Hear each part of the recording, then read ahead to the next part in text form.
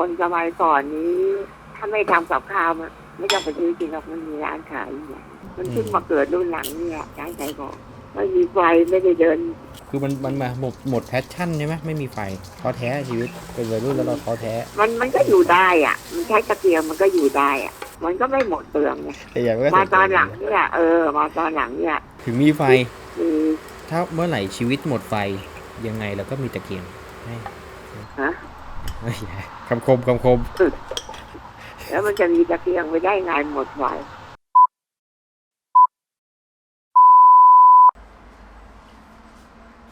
ฮัลโหลฮัลโหลยายหลับยังครับยังอยากถามว่าอะไรอ่ะไอ้กระเทียมดองยายทำเป็นไหมกระเทียมโทนดองน้ำส้มสายชูยายไม่เคยดองไม่เคยเหรอไม่เคยดองเองเหรอเคยจะซื้อแล้วโคกิ้งกระดูกหมูอ่อนยายทำเป็นไหมคั่วกิ้งไม่รู้เคยได้ยินแต่ไม่เคยทำเหรอยายอยากรู้ไหมว่ากระเทียมดองทำไงอันนี้ได้สูตรมาจากแม่พลอยไม่เอาไม่เป็นยาแล้วอยากรู้ก็ทำไม่เป็นแล้วทำไม่ได้เดี๋ยวเคบอกวิธีทำกระเทียมดองให้ยายเนี่ยแล้วยายทวนให้เคฟังได้ไหมอยากรู้ว่ายังความจำดีไหมทดสอบยายได้ปะมานะอันแรกนะเราปอกเปลือกกระเทียมโทนแช่ไว้ในน้ำเพื่อให้มันปอกง่ายพอปอกเสร็จปุ๊บมีขาวๆเราก็ตัดพวกตูดพวกตำหนิออกแล้วก็เอาไปแช่ในเกลือคราวนี้ปิดฝาทิ้งไว้2 วันเพื่อให้มันดับลดความเผ็ดของกระเทียมพอครบ2 วันปุ๊บเราก็มาทำน้ำดองเราตั้งไฟก่อนนะยายใส่น้ำตาลทรายน้ำส้มสายชูเกลือแล้วก็เคี่ยวไปประมาณ5 นาทีจนพวกน้ำตาลทรายละลายอะไรเงี้ยแล้วก็ปิดไฟให้หายร้อนแล้วทีนี้เราก็เทน้ำดองที่มันเย็นแล้วเนี่ยใส่ขวดในโหลกระเทียมให้กระเทียมมันจมลงไปใต้น้ำดองทีนี้ใช้ยางมัดปากถุงให้แน่นดองทิ้งไว้ 30-45 วันจนน้ำดองเนี่ยซึมเข้าไปในกระเทียมแต่ถ้าอยากกินเลยก็ได้ยายแต่ว่าดองทิ้งไว้คืนนึงก็เอามากินเลยก็ได้กระเทียมดองทำยังไงยายจำได้ไหมยาเอาไปทางเล่าแต่เท่าที่จำได้ยายข้อแรกเอามาปอกแล้วก็อัดรากมันออกแล้วก็ไปดองน้ำเกลือดองเกลือกี่วัน2 คืนโอ้ยจำได้แล้วก็ทำน้ำเคี่ยวน้ำใส่อะไรบ้างตาลใส่เกลือใส่น้ำส้มสายชูส้มสายชูแล้วก็ทิ้งไว้เย็นทิ้งไว้เย็นด้วยก็เอาหัวกระเทียมใส่แล้วถึงจะใส่น้ำลงไปก็จะได้ท่วมแล้วดองไว้กี่วัน30 วันนี่ใหญ่นี้จำได้หมดเลยนะโอ้ยยังดีอ่ะประสาทยังดีเนี่ยประสาทยังดีอยู่ดังนั้นขออีกอันนึงทำโคกิ้งกระดูกหมูอ่อนไม่เคยเห็นเลยเดี๋ยวเคเล่าให้ฟังอันแรกคือเราใช้กระดูกหมูอ่อนเอากระดูกหมูอ่อนมาสับเป็นแบบคล้ายๆหมูสับเลยใหญ่แต่ว่าใช้ตรงพวกซี่โครงหมูกระดูกหมูอ่อน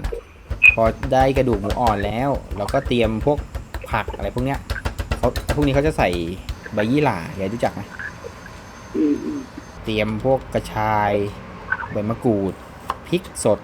ตอนแรกเขาก็เลยตั้งไฟเขาใส่พริกแกงแดงลงไปผัดกับน้ำมัน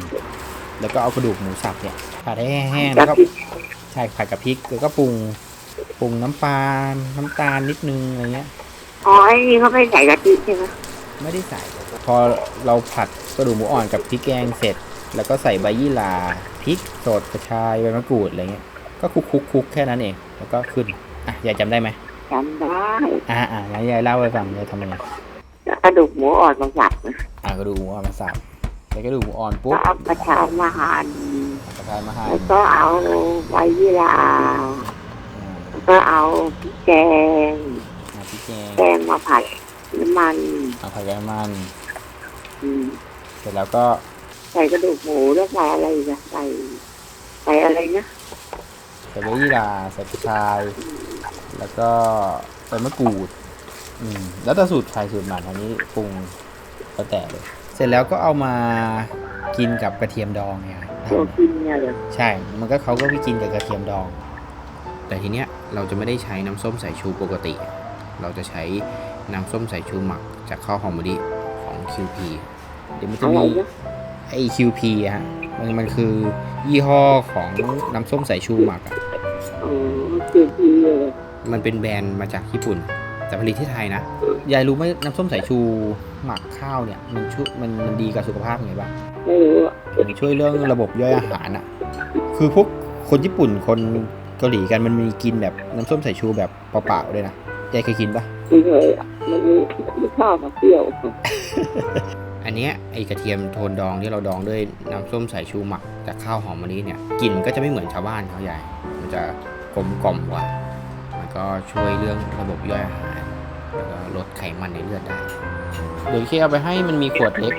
25 บาทขวดใหญ่55 บาทขวดเล็ก250มิลลิลิตรขวดใหญ่700มิลลิลิตร